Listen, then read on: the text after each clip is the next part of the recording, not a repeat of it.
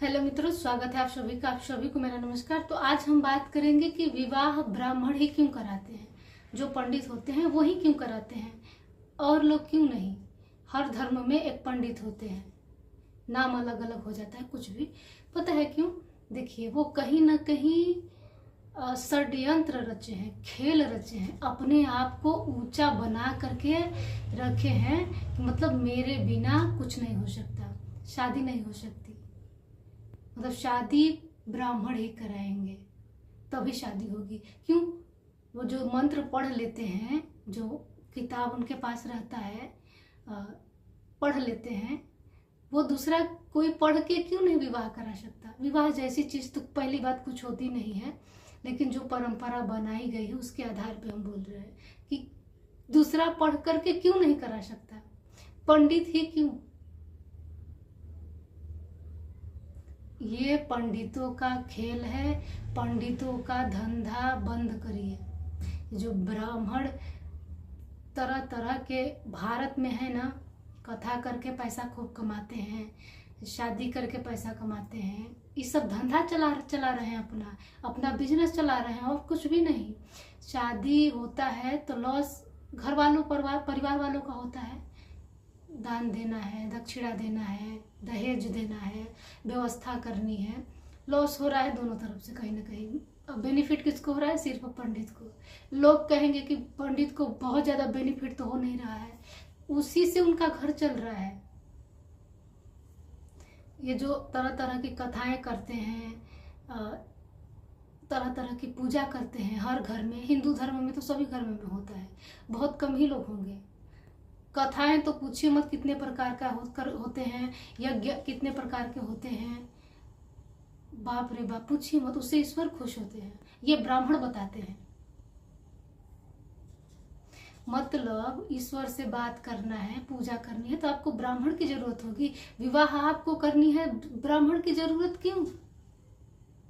आप खुद मंत्र पढ़ लीजिए। मंत्र से तो कुछ होता नहीं है, फिर भी अगर आपको लगता है कि कुछ होता है तो आप खुद पढ़ लीजिए। उनको पढ़ाने की आवश्यकता क्या है? इसमें चाल है, समझिए। जो ब्राह्मण है ना, अपने आप को बहुत ऊंचा समझा है कि मेरे बिना कहीं कुछ नहीं हो सकता। ब्राह्मणों की बात मानो और उनका धंधा चलता रहे। पंडितों बड़ी चालबाज होते हैं, बुद्धि से ये सब चीजें किए हुए हैं। इसको समझने की आवश्यकता है और हर किसी को जागरूक होने की आवश्यकता है। ब्राह्मणों के चाल को समझिए। अभी एक ब्राह्मण पंडित है, लड़का है, 20-22 साल का होगा, बोल रहा है कि ये जो अभी हवाई जहाज क्रश हुआ है, पहले से ही पंचांग में लिखा हुआ था। तुम लोग ब्राह्मणों की बात नहीं मानते हो, पहले से पढ़ लेते, ब्राह्मणों से पूछ लेते तो ऐसा नहीं होता।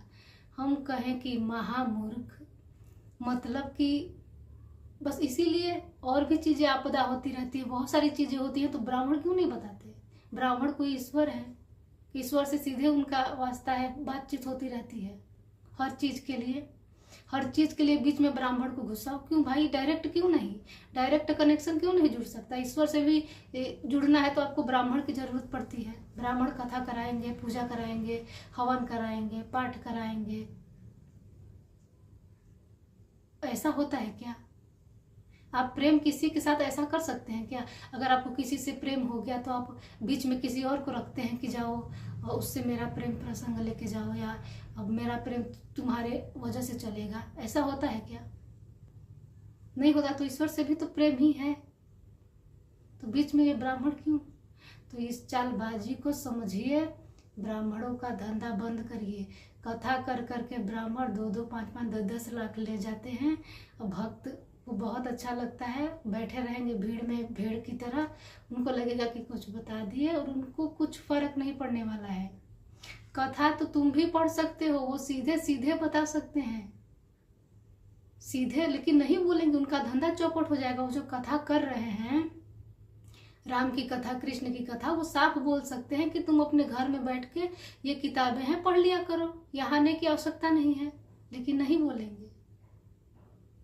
उनको कमाना है। तो उनकी चालबाजियों को समझिए। इतना ही कहेंगे। धन्यवाद।